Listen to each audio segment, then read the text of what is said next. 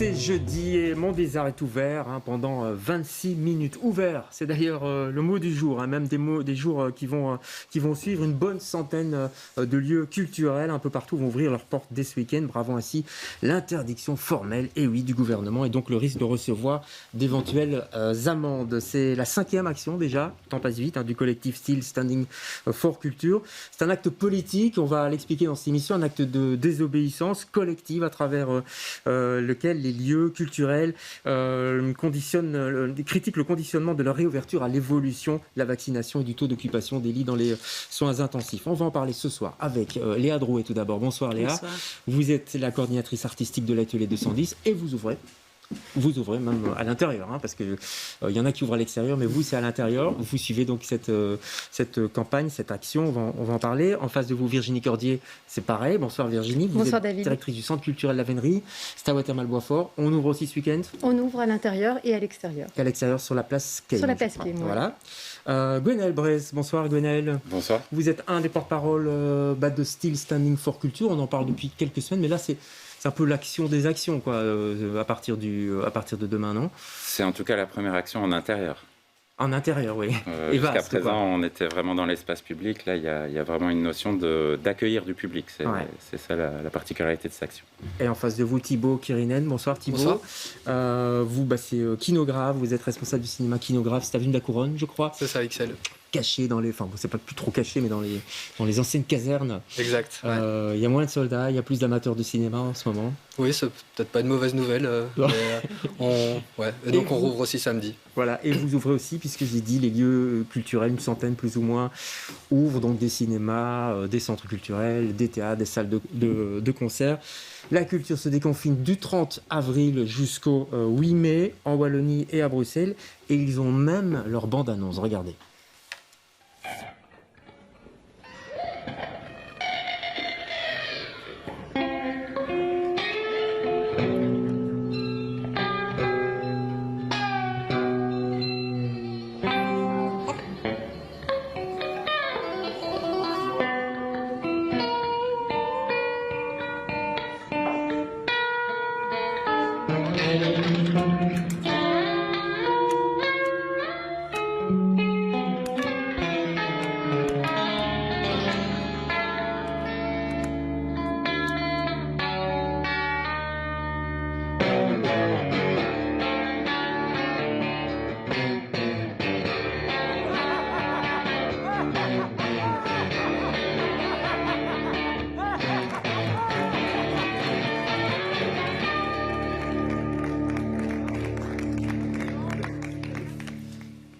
Voilà, la culture déconfine. C'est un acte politique avant tout, Gwenaël Brez.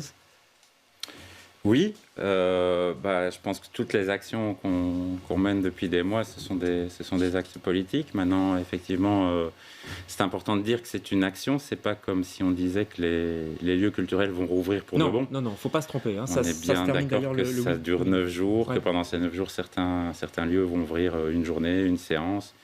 On est maintenant à une diversité de lieux qui vont agir à leur manière, mais avec l'idée de dire que il y avait des protocoles l'année dernière, entre juillet et octobre, quand on a ouvert, que ces protocoles sont safe, que toutes les études l'ont montré, qu'on n'a jamais décelé un cluster dans les salles. Des virologues sont passés un peu dans tous ces endroits pour vérifier. Voilà, puis qu'il y a des études. Alors maintenant, on fait des expériences tests en Belgique, c'est un peu tardif. On va en parler des tests. En avril-mai, alors que ça fait des mois qu'il y a des expériences qui se mènent dans d'autres pays. Et que donc, on va pratiquer ces protocoles, c'est-à-dire des distanciations dans la salle, c'est-à-dire bien sûr le port du masque, des distanciations en extérieur également.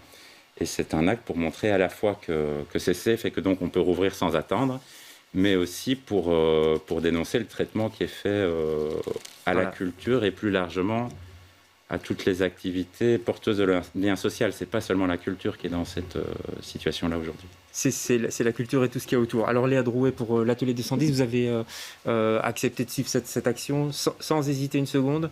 Comment ça se passe alors avec le personnel, tout ça ? J'imagine qu'il faut discuter un peu, il y a du pour et du contre. Non, on était majoritairement pour dans l'équipe du 210 parce qu'en fait, je pense que c'est motivé par le fait qu'on a le sentiment que le monde un peu tourne à l'envers, c'est-à-dire on est considéré comme les irresponsables. Enfin, en tout cas, il y a une image comme ça qui circule. Et d'ailleurs, la question de la désobéissance, ça alimente aussi la question de l'irresponsabilité du secteur culturel, alors qu'en fait, on est dans un monde qui nous dit qu'ils sont en train de nous défendre de quelque chose, de nous protéger de quelque chose, alors même que, pour moi, ce sont les irresponsables, ce sont eux, c'est-à-dire les irresponsables écologiques, les irresponsables au niveau du fait que les services publics ont été détricotés. En fait, il y a un renversement comme ça qui est injuste. On a l'impression que, oui, l'expression désobéissance qu'on utilise beaucoup, que les politiques utilisent, les médias aussi les utilisent, finalement, ça vous victimise un peu, Virginie Cordet, non ? Moi, je préfère dire qu'on est en résistance, en fait, et qu'on est là C'est moins négatif, C'est moins négatif, et puis je trouve qu'il y a cet aspect de militance, parce que si on fait les professions qui sont les nôtres, c'est parce qu'il y a une notion, je pense, d'engagement qui est très forte et qui se fait ressentir dans tous ces lieux qui ont décidé d'ouvrir leurs portes dès demain, en fait. Enfin, bon, tous les lieux n'ouvrent pas non plus. Non, mais enfin, une centaine de lieux, c'est déjà pas mal. Quand on connaît la complexité, on en a beaucoup parlé aussi, notamment de l'implication des conseils d'administration qui sont pour la... C'est pas le cas du 210 d'ailleurs, mais je veux dire, c'est le cas de beaucoup de structures. Et moi, j'ai des collègues qui voudraient ouvrir, mais qui ne peuvent pas, en fait, parce qu'on leur interdit, en fait. Parce que leur conseil d'administration leur interdit. Alors, c'est plus compliqué. C'est plus compliqué. Ou ils ont que ça. des pressions, etc. Voilà, par des exemple. pressions politiques, évidemment. Côté cinéma, tous les cinémas n'ouvrent pas. Vous êtes plusieurs à ouvrir. Hein. Nova, Galerie. Oui, on est 5 à Vendôme. Bruxelles. Donc Vendôme, Galerie, Nova. Palace et Kinographe. Alors ça faisait longtemps le cinéma, donc ça veut dire qu'on va pouvoir aller au cinéma, notamment au Kinographe. Les salles sont fermées depuis plus de 6 mois. Sur les 13 derniers mois, les salles ont été fermées pendant 9 mois. Et donc oui, avec il y a les salles de concert qui payent encore un plus lourd tribut, mais sinon les salles de cinéma, c'est un peu aussi les oubliés de cette crise. Et donc pour nous, c'est surtout le plus important, c'est de renouer avec le corps de notre métier, c'est-à-dire vraiment accueillir les gens. Nous ici, pour prendre le cas du Kinographe, pendant 6 mois, on a mené différentes activités. On avait un blog participatif qui s'appelait Kino Confiné. On a lancé un podcast. On a fait plein de choses. J'étais venu en parler d'ailleurs, je me souviens. Ouais, c'est ça. Ça veut dire que ça remonte. Hein. Ouais, c'est ça. Il y a 3-4 mois. Mais maintenant, ce qu'on veut, c'est montrer des films aux gens sur grand écran, à se retrouver, recréer ce lien social. Ça va faire drôle d'ouvrir quand même Léa Drouet, de voir des gens monter les marches de l'atelier 210, s'installer, tout ça, non ? Quand même. Non, moi je pense qu'en fait c'est tellement inscrit en fait dans les besoins humains en fait fondamentaux, même archaïques, quoi, le fait de se rassembler ou de rêver ou de partager quelque chose comme ça, en fait c'est archaïque. Donc je pense qu'on va retrouver l'habitude en 2 secondes. Quoi. Ouais, en plus, il y a un signe. On va voir une photo de Françoise Breu qui vient en concert chez vous ce week-end. Et il y aura d'autres concerts aussi. Ça a été sold out tout de suite. Hein. En 15 minutes, les 4 concerts étaient sold out. Ouais. Ça se remplit très vite chez vous aussi. En 2 heures, la séance était complète. Ouais. Et à la Vénerie, pareil. À la Vénerie, on a fait le choix de... Voilà, on a un pôle cinéma aussi, en fait. C'est vrai qu'on parle beaucoup de la Vénerie avec les arts vivants, mais on a aussi un pôle cinéma très actif.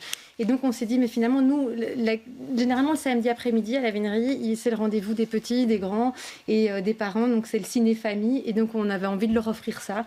Donc, ce sera Yakari. Il reste encore quelques places. D'accord. Alors, le Codeco de vendredi dernier, il y a beaucoup d'espoir sur ce Codeco. Il a fait mal quand même. Plein de déçus. On en a déjà beaucoup parlé. Vous êtes senti balayé, enfin en tout cas le secteur culturel s'est senti balayé. Et surtout ce que vous pointez, Gwenaëlle Bray, c'est ce fameux conditionnement de la reprise des événements culturels conditionnés à la campagne de vaccination, au nombre de lits en soins intensifs. C'est ça qui vous gêne beaucoup. C'est ça qui nous gêne maintenant, c'est-à-dire que ce qui nous gêne depuis plus longtemps, c'est qu'on sent bien que pendant des mois, on n'a même pas parlé de la culture, ça n'existait plus, c'était hors radar, c'était hors discours, c'était jamais à l'ordre du jour.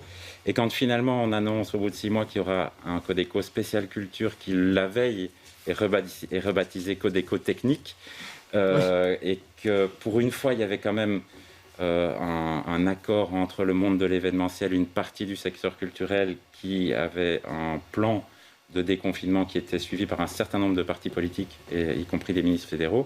Oui, c'était 100 personnes intérieures et 200 extérieures, hein, c'était ça. Voilà, alors tout ça a été balayé, et plus généralement, ce qu'on sent depuis déjà plusieurs semaines, c'est, pour le secteur culturel, on parle de faire des expériences tests. On parle de nouveaux matériels de ventilation, etc., etc. On parle éventuellement de testing. Il y a ces idées de passeport Covid où les gens seraient contrôlés aux entrées, etc.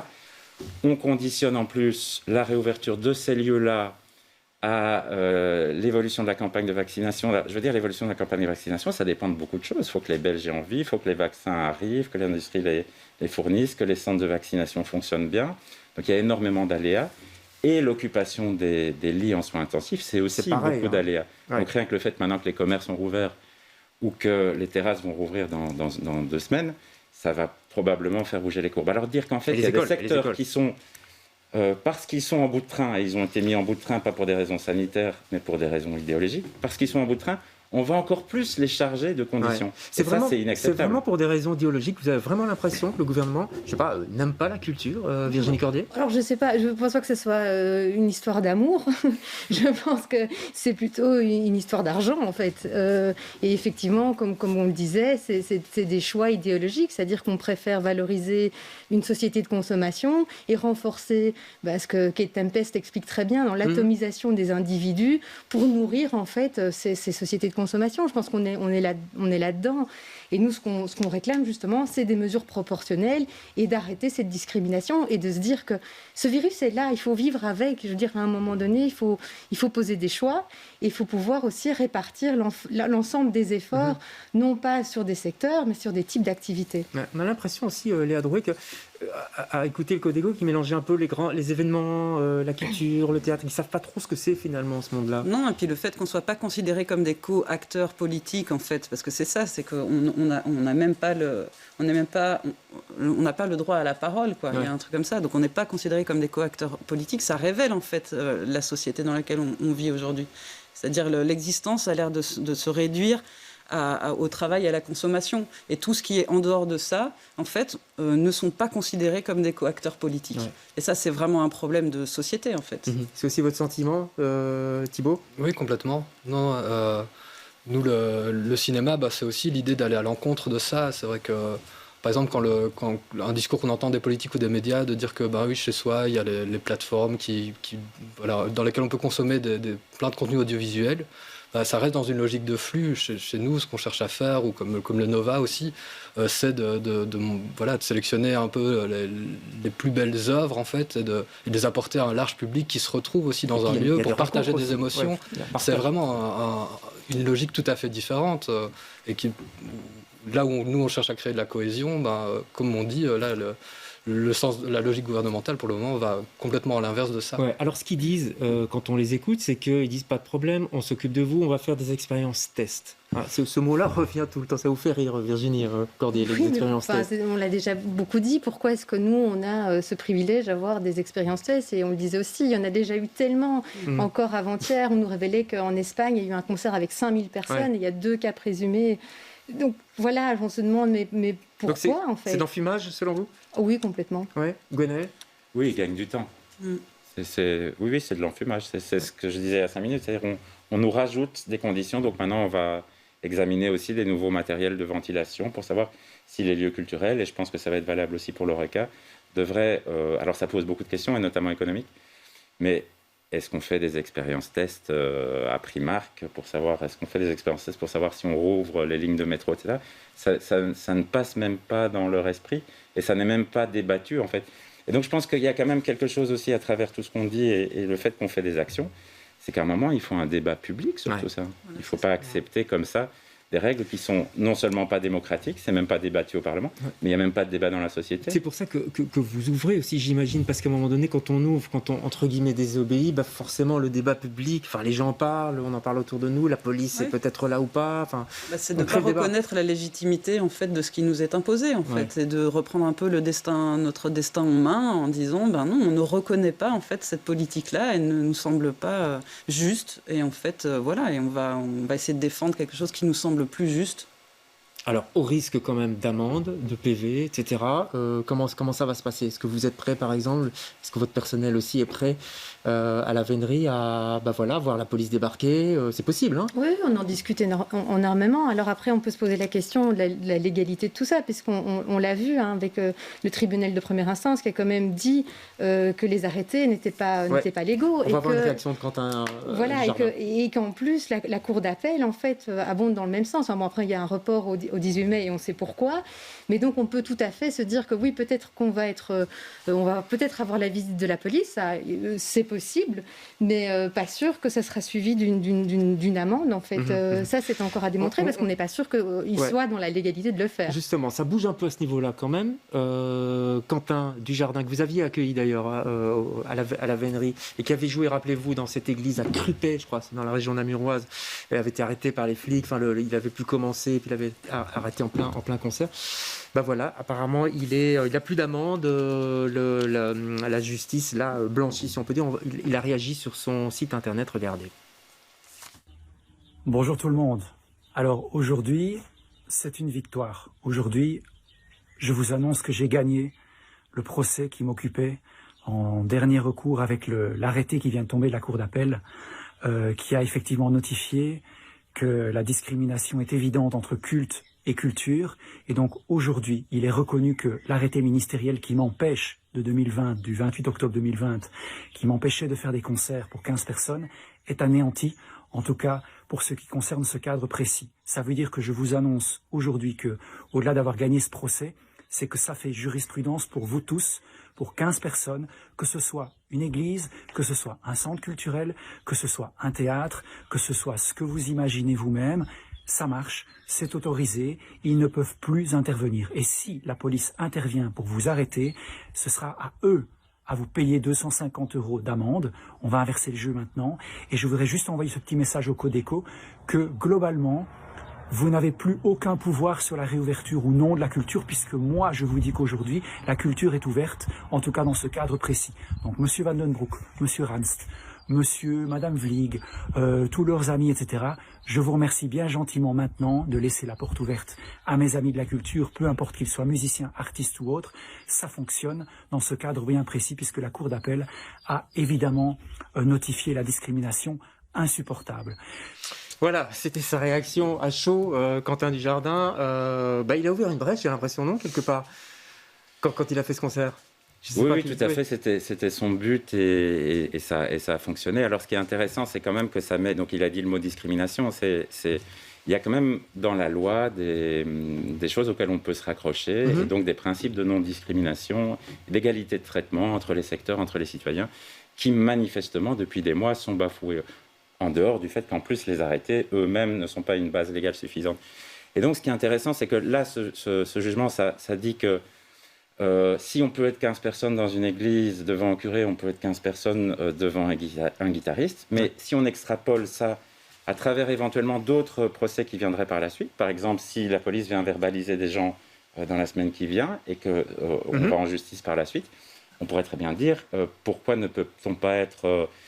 doit-on être à une personne par 10 mètres carrés dans un Primark et ne peut-on pas avoir la même mesure dans un lieu culturel, par exemple. Donc ça... C'est quelque chose qui casse l'idée de l'approche par secteur, en fait, qui amène vers une approche par situation et vers un traitement plus égalitaire.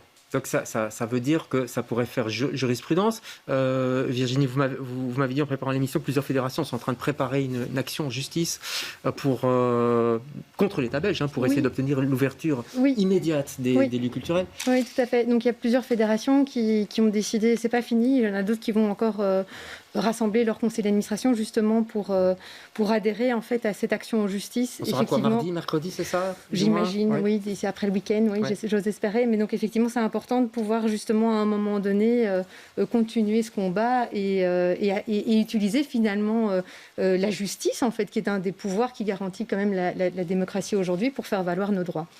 Rappelez qu'on est en démocratie quand même, effectivement. Oui. Ça vous fait rire aussi. Oui, ça me fait un peu rire. Léa Drouet, le public qui nous entend, qui a envie d'aller au théâtre dans vos salles, et il y en a plein d'autres, la liste est facile à trouver sur le site de Still Standing for Culture. Est-ce qu'il doit avoir peur ou pas de se faire prendre par la police, d'avoir des PV voilà. Je pense que les personnes viennent... sont en fait... Il y a une sorte de considération de la responsabilité des personnes qui décident de venir. Après, moi, je pense qu'il y a des actions de solidarité qui vont s'organiser. En fait, si jamais le public a des amendes, nous, on est déjà en train de discuter au 210 de la possibilité d'être solidaire avec eux, de ne pas leur laisser payer les amendes. Voilà. Et du côté Silk Sounding, vous êtes prêt aussi à les aider juridiquement Alors, on peut même vous dire qu'on travaille avec des avocats qui en ont très envie. Alors, on espère évidemment qu'il n'y aura pas de verbalisation. Voilà. C'est-à-dire que la situation juridique semble tellement caduque qu'effectivement, ça pourrait faire progresser des droits. Et donc, effectivement, le mot d'ordre qu'on essaye de faire passer, c'est surtout d'y aller, de faire l'activité, que si les policiers viennent, verbalisent le public, et bien qu'ils verbalisent, que l'activité puisse se dérouler. Et que nous, par la suite, si des amendes suivent... Parce qu'un PV n'est pas une amende. Hein. Voilà, c'est ça, un PV n'est pas une amende, donc ce n'est pas parce qu'un policier prend votre carte d'identité que vous allez recevoir une amende. Et si vous la recevez, il faut la contester, et on va la contester ensemble, donc nous, avec nos avocats, tous les lieux. Donc on laissera personne tout seul face à ça. Pareil au kinographe, on reste calme, la police arrive. Après tout, c'est l'ancienne gendarmerie, hein, là, donc... Ouais, c'est ça. Je pense qu'ils sauront où nous trouver, mais non, en tout cas, nous, déjà, on a veillé vraiment à avoir une jauge qui est même pas un quart de la capacité totale de la salle. Et oui, les gens viennent en connaissance de cause. Il y a tout l'aspect politique et la volonté de soutien du public. Et je pense qu'il est très conscient justement des enjeux qui se jouent. Et comme Gwen l'a dit, de toute façon, s'il y a verbalisation, ce sera contesté. Alors, les polices, elles dépendent, en tout cas ces polices-là, celles qui peuvent éventuellement verbaliser, elles dépendent des pouvoirs locaux, donc des bourgmestres. J'imagine que c'est différent, qu'on soit à Boisfort, qu'on soit à Ixelles, qu'on soit à Etterbeek, que ce sont des partis différents aussi qui sont au pouvoir. Donc voilà, est-ce que vous pensez à ça aussi quand vous faites vos actions? Et est-ce que du côté, je sais pas, de Bruxelles-Ville, vous avez eu peut-être des refus aussi parce qu'on sentait que c'était un peu tendu depuis l'histoire du KVS, etc. L'idée, c'était de ne pas demander l'autorisation, parce que sinon, personne ne l'aurait donné, évidemment. Non, mais par exemple, est-ce qu'il y a des théâtres qui vous ont dit « Moi, je préfère pas, parce que chez moi, ça risque Oui, alors bien sûr, il y a des questions de qui est membre d'un conseil d'administration, et puis il y a des questions de rapport à une autorité locale qui font que certains ont peur. On a senti ces derniers jours, suite au Codeco, qu'il y a eu des pressions dans certaines communes du pouvoir communal vers des lieux qui étaient inscrits dans l'action pour qu'ils s'en retirent. Il y a une chose qu'il faut préciser, les bourgmestres ont un pouvoir sur la police, c'est celui du maintien de l'ordre notamment, tandis que c'est les procureurs qui vont demander à la police de faire respecter la loi. Et donc là, il y a une espèce de tension entre les procureurs qui demandent que la police aille verbaliser les lieux et les spectateurs qui s'y rendraient, et des bourgmestres qui parfois n'ont pas les effectifs pour le faire, ou peuvent craindre qu'y aller, ça va créer des troubles de leur public, alors ce qui est l'inverse de leur mission. C'est un peu ce que certains disaient. À Bruxelles-Ville, ils auront un peu de boulot parce qu'il y aura d'autres actions qui seront prévues dans d'autres endroits, notamment plus boisés, j'ai l'impression. Non enfin bon, ça, c'est pas le problème de la culture. Il faut peut-être signaler aussi que la ministre de la Culture de la Fédération Wallonie-Bruxelles a dit qu'elle maintenait les subsides quand même que vous avez. Donc c'est plutôt rassurant, ça, quelque part. Le gouvernement ne vous lâche pas. Thibaut, c'est une très bonne nouvelle de savoir que, en tout cas, que du côté francophone, au niveau culturel, on sait qu'on est, en tout cas, que les soutiens persisteront malgré l'action, c'est plutôt un bon signal. Oui, et puis continuer à réclamer en fait cette ouverture pour pouvoir mener nos missions et pour pouvoir soutenir les droits culturels qui sont quand même au cœur de notre travail. Je trouve ça, c'est quand même pas rien de le dire, même si quelque part on le savait, et de reconnaître aussi la chance qui est la nôtre, parce que nos collègues de l'ORECA, on sait bien qu'ils reçoivent des menaces de ne pas pouvoir... Complètement. Voilà. J'allais vous demander ça, est-ce que vous êtes solidaire des autres secteurs, l'ORECA, mais aussi le secteur de la santé, etc. Parce qu'il y a d'autres secteurs en difficulté, je ne sais pas, j'imagine que oui. Ah bah oui, l'occupation de la monnaie, moi, elle m'a vachement réjoui à ce niveau-là. C'est-à-dire, il y a eu une tribune faite à des gens, mais vraiment très, très multiples. Et évidemment que c'est une solidarité, mais c'est une solidarité par rapport à une vision du monde, quand on en parlait au début, quoi. Une vision du monde qui est celle... Et évidemment, avec les hôpitaux, solidaire avec les hôpitaux, solidaire avec les étudiants, solidaires avec l'ORECA, solidaires avec tous les gens précarisés par la crise. Il y a quelque chose qui est en train de bouger, Gwenaëlle Bresse. Vous examinez la société bruxelloise, si je puis dire, depuis un certain temps. Vous sentez qu'il y a une espèce de mouvement, justement, de solidarité qui s'installe tout doucement, ou pas? Il y a des choses qui bougent dans les deux sens. Donc, on est face quand même à une société qui est assez terrifiante aujourd'hui et qui, à plein d'égards, qui est vraiment terrifiante. Enfin, je pense que si on nous avait dit là où on en est aujourd'hui, il y a 1 an et demi, on n'y aurait jamais cru qu'on vivrait ça de nos vies. Et donc, sans doute, ce qui se produit, c'est qu'il y a des prises de conscience pour reprendre la phrase, pour éviter qu'après l'épidémie, on retourne au monde d'avant. Parce qu'en fait, on n'est jamais que dans le monde d'avant, avec ces inégalités exacerbées, avec une précipitation aussi, ça va très très vite. Et donc probablement, effectivement, ce qu'on sent, c'est que dans tous les oubliés de la crise, il y a des liens de solidarité beaucoup plus forts qui se on va essayer de s'accrocher à ça. C'est la fin de l'émission déjà, ça passe vite, mais le week-end arrive à partir de demain et jusqu'au 8 mai. Une centaine de lieux, 120 je crois 125 tout de même. 50 à Bruxelles. Et à Bruxelles. Sont ouverts, donc allez-y, parce que c'est une forme de... Eux font un acte politique, et nous on peut peut-être aussi faire un acte politique, un acte de solidarité pour ce secteur qui en bave quand même, on est bien placé pour le savoir ici, qui en bave depuis des mois et des mois. Merci beaucoup d'être passé chez nous. On se retrouve jeudi prochain pour un autre Monde des Arts. Bonsoir.